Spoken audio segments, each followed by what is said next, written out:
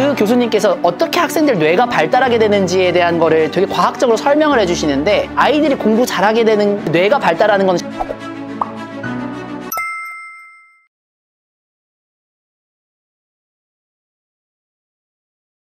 여러분 안녕하세요.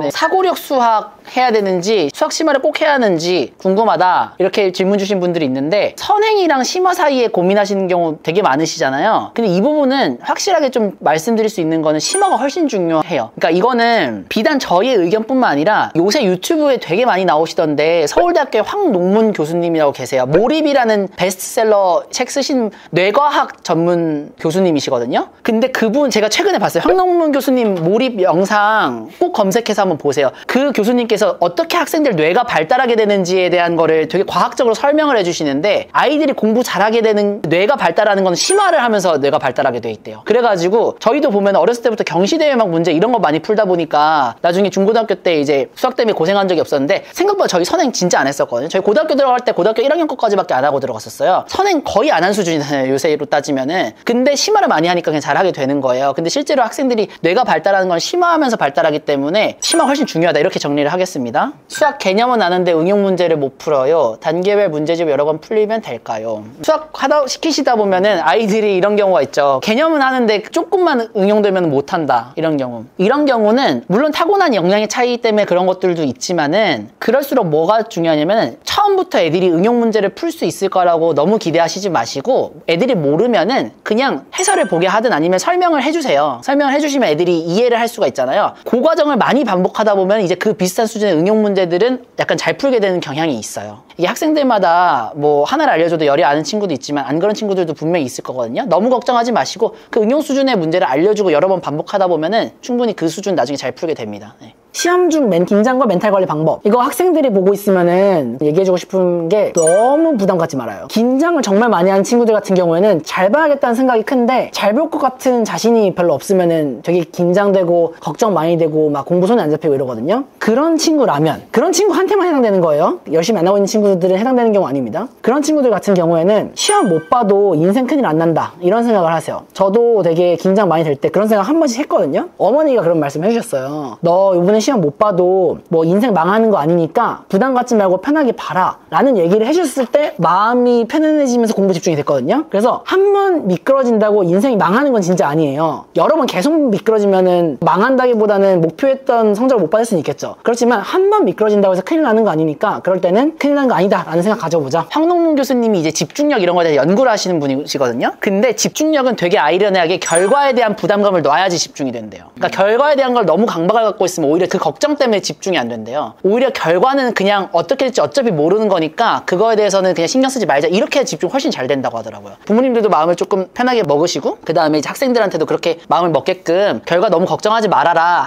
해주시면 오히려 아이들이 공부에 더 집중할 수도 있지 않을까 싶습니다. 학원 공부만, 국영수 학원 공부만 겨우 하고 있는데 네, 이렇게 믿고 가도 될지, 다른 과목은 바닥 수준이고 할 생각이 없어서 정신 차릴 수 있는 조언 한마디 해달라고 하셨는데, 다른 과목 안 하면 안 되죠. 왜냐면은 저희가 최근에 사회과학 선행 절대 시킬 필요 없다 이런 영상도 올렸는데, 선행을 시킬 필요 없다는 거지 현행도 안 하면 된다는 얘기는 절대 아니에요. 나중에 걸림돌 돼요, 사회과학도. 그러니까 다른 과목도 무조건 해야 되는 거고, 만약에 학원 공부만 해가지고 문제다 하면 사회과학이라도 뭐 최소 주 1회 뭐 2시간이라도 뭐 학원 보내시는 방법이 맞지 않을까 싶네요. 네. 근데 보통은 이럴 수가 있어요. 제가 약간 또 하나 드는 생각은, 국영수 학원에 있는 숙제만 하기도 버거워서 다른 과목 안 하고 있는 걸 수도 있거든요. 제가 부모님들한테 많이 주의 드리는 것 중에 하나가 뭐냐면, 애들의 그 가용 시간을 학원으로 꽉 채워놓으면 안 된다, 이런 말씀 많이 드려요. 왜냐면 아이들이 숙제할 수 있는 시간이 좀 있어야 돼요. 그래야지 이거를 소화하면서 할 수 있는데, 부모님들이 이제 욕심이 있으시다 보니까 너무 좀 무리하게 학원으로 잡아놓는 경우 있는데, 그럼 다른 걸 당연히 못하죠, 애들 입장에서는. 그래서 애들 한 게 바뀔 수도 있기 때문에 오히려 그런 부분도 한번 고민해 보실 필요 있지 않을까 싶습니다. 학원 선정 시 무엇을 중점적으로 봐야 되는지 물어봐 주셨는데요. 근데 이 질문을 주셨던 맥락이, 동네 학원에서 정착을 잘 못하고 있어서 대치동에 보내야 되나 이 고민이 되신다고 하셨어요. 근데 그랬을 때 동네 학원에 계속 보내도 되는지, 아니면 대치동 혹은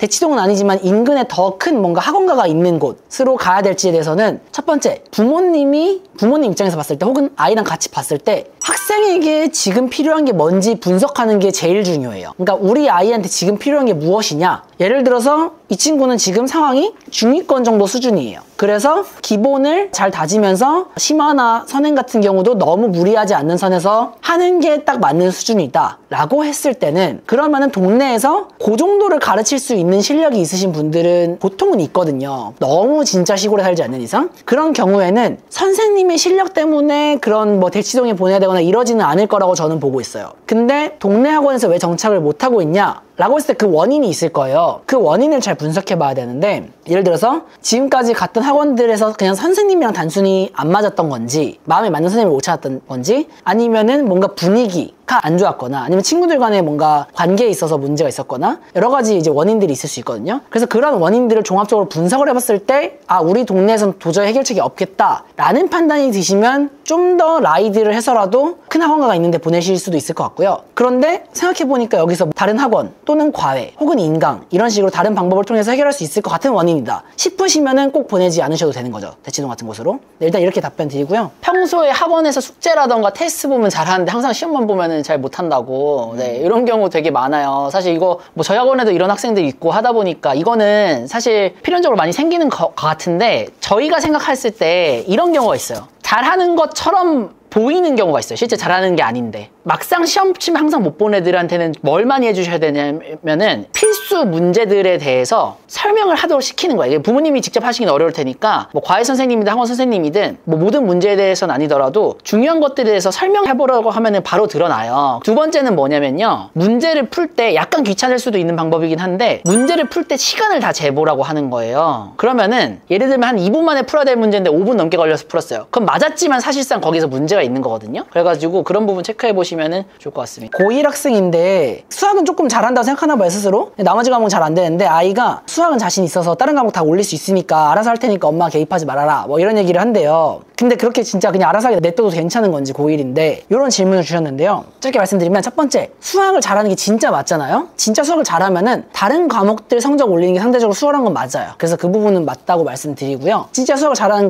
게 맞는지를 좀 판단해봐야겠죠. 3등급 이상 되면은 좀 잘하는 편인 거거든요. 1, 2등급은 진짜 잘하는 거고. 그 기준으로 봐주시고요. 그리고 고등학생쯤 되면은 부모님이 이래라 저래라 디테일하게 가이드 주시는 게 기본적으로는 잘 안 돼요. 그 관계에 있어서. 그래서 웬만하면 스스로 의지를 가지고 하는 거를 믿어주시는 게 일반적으로는 좋다고 생각합니다. 근데 다만 너무 분명하게 잘못하고 있거나 너무 열심히 노력을 안 해요. 그런 것들이 보이면은 부모님께서 개입을 좀 해주시는 게 좋지 않을까라는 생각이 듭니다. 초5가 입체도형 어려워하는데 잘 될 때까지 만들어 보면서 다 하고 넘어가면 되냐 질문 주셨는데, 이 학생뿐만 아니라 모든 학생들한테 다 공통적으로 적용될 수 있는 거여서 좀 답변을 드리면은, 제가 공부할 때 항상 갖는 마인드가 뭐냐면은, 학생들한테도 많이 해준 얘기가 급한 불부터 꺼야 된다 이런 얘기예요. 그러니까 공부는 급한 불부터 끄는 거다. 그게 무슨 말이냐면, 자기가 안 되는 부분 있잖아요. 거기를 집중해가지고 계속 시간을 쓰는 거예요. 근데 되게 아이러니한 게 뭐냐면, 그렇게 시간 쓰다 보면 자기가 약했던 부분인데 오히려 그게 더 자신 있는 파트로 변하기도 해요. 방금 기하 파트 말씀 주셨는데, 제가 딱 고등학교 때 그랬거든요. 저희 때 기하에서 공간 벡터라는 단원이 있었는데 그게 되게 어려웠어요. 그래서 제가 항상 시험 거기서 많이 틀렸는데, 진짜 끝장을 봐야겠다 싶어가지고 문제집에서 기하 벡터 부분만 골라가지고 한 5건을 풀었던 적이 있어요. 근데 그러고 나서 공간 벡터는 오히려 안 틀리고 훨씬 더 자신 있는 파트가 됐어요. 그러니까 이랬던 것처럼 이게 꼭 수학 내에 뭐 단원뿐만 아니라 뭐 그게 과목, 특정 약한 과목이든 이런 거에 대해서 하나에 집중해가지고 그거 실력을 끌어올리면 오히려 약점이 강점으로 바뀌는 기회가 될 수 있다, 이렇게 생각해 주시면 될 것 같습니다.